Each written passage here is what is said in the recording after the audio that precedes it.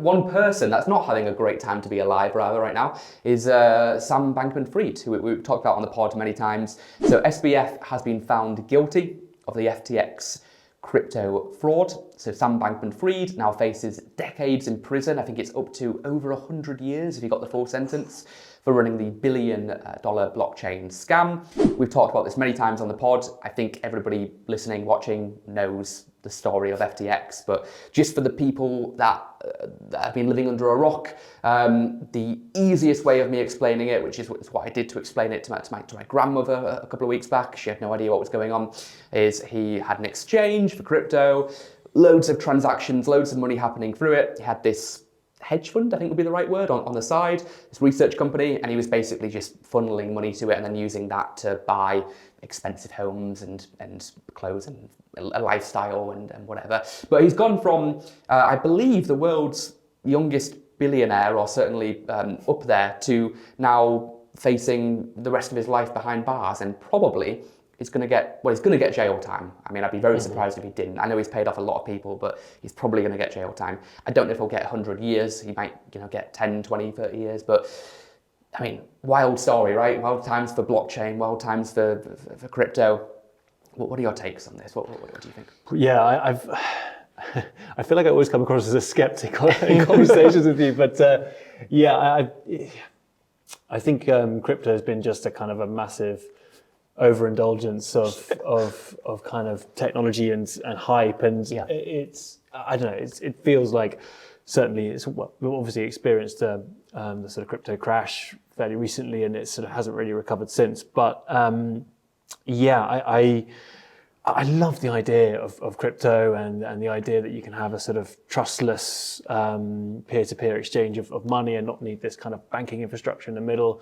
I know that comes with plenty of challenges that would be difficult to sort of regulate and all that sort of stuff. But the idea of it is brilliant. But it has sort of, obviously, crypto in general has been totally kind of sabotaged by the sort of speculation element. And, I think, to be honest, as sorry as I sort of feel for him, he's clearly a fraudster, and you can imagine being a sort of a young founder in that situation, lots of money pouring in, difficult decisions to make, having absolutely no experience, having to make it quickly.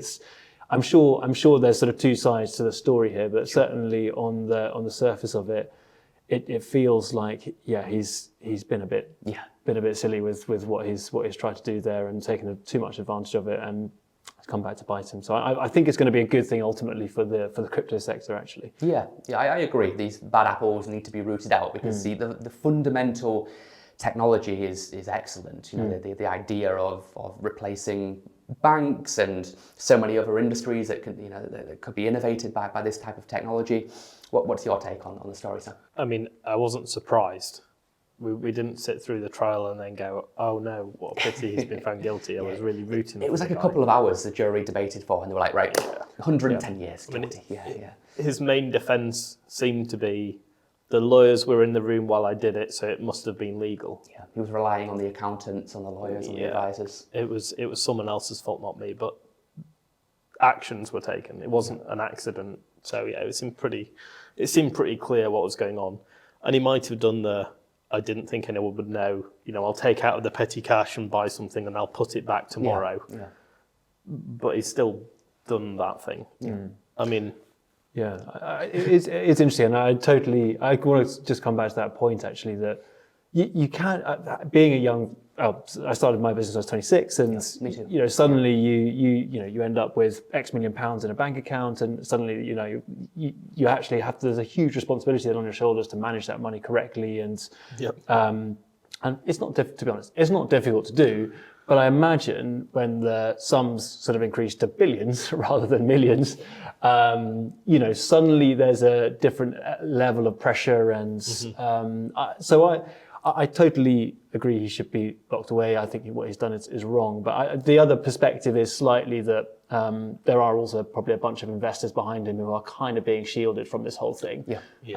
And were obviously probably encouraging the whole activity in the background. And, whilst I'm falling short of saying he's being manipulated, I empathise perhaps with his position of responsibility a little bit in that sense. Sure. I mean, I've never been in that situation where I've got billions of dollars, but I mean, people can do crazy things, and he clearly made the wrong decision, but I understand everything that you're saying. A lot of people are saying that kind of the whole thunder of blockchain, of crypto, has kind of been stolen by AI, really, and kind of that's taken over the news cycle, and you've seen that in VC, for example, and basically with my recruiting company, it's like the best indicator in terms of which sectors are doing well, because if companies are hiring in that space, well, they've got money, they're doing well. And when we started the business, it was like 70% crypto companies, and now it's like 80% AI companies. So, but what are your views on AI kind of stealing the limelight and the show a little bit? Yeah, I think it's definitely having a moment, isn't it? I think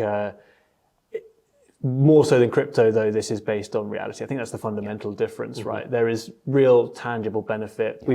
My business is within the sort of generative AI space. It's a synthetic data company, and it's not a large language model, but it's very much sort of fits into that category. And this isn't a new technology. You've been tinkering with the technology since university, and obviously it's gone on leaps and bounds. But I think there's the big difference here. There are real companies out there that solve real problems using and leveraging this technology. So I think the hype is definitely, we are in a hype cycle, but it's founded on much more reality this time around. Yeah. I mean, there's a big difference between showing an elderly relative GPT-4 and then going, wow, that's amazing. Is that somebody typing it really quick and giving me the answer, which is genuinely what I've been told, as opposed to when I spent like 20 grand on a JPEG, of a cat or something, like an NFT, and then tried to give it away to parents for a Christmas gift because it was like worth a penny afterwards. I mean, that I got burned by that, but so far I haven't with AI, so I feel a little bit more optimistic about it. But what's your take, Sam? I think we'll go through the hype cycle and come out the other side, and the companies that are providing value will still stick around.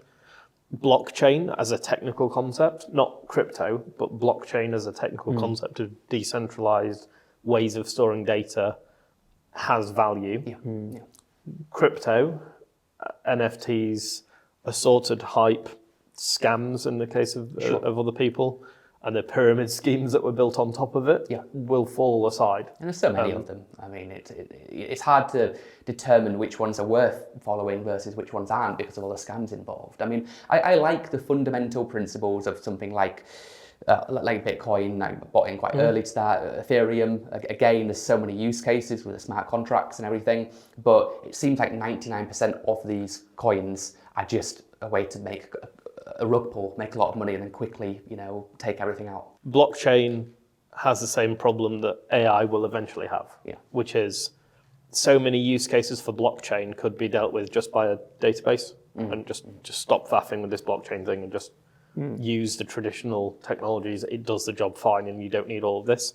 You'll end up with the same thing for AI, where someone will just throw AI at a problem that realistically just needs a bit of stats.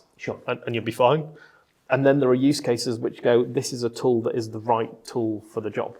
And so once we move out of that hype cycle where the fact that AI is the central point for a business, rather than saying this is the value that the business brings and it does it by using AI, rather than saying this business uses AI to do something. That focus from the businesses, I think, is where you will be able to identify the value businesses rather than the hype businesses. Final thoughts on the topic, Harry? Yeah, I mean, I'm just personally really excited about the AI space, and we founded Hazy in 2017, and have just seen the kind of, the build of generative, generative models and the kind of complexity increasing and the abilities of them increasing over that time frame. It's been really exciting actually. And I'm really interested in what the future, as a self-proclaimed skeptic around a lot of technology. I think this, and it's clearly was why I've chosen to work in it. But I'm really excited about generative AI. I think there's a lot of potential.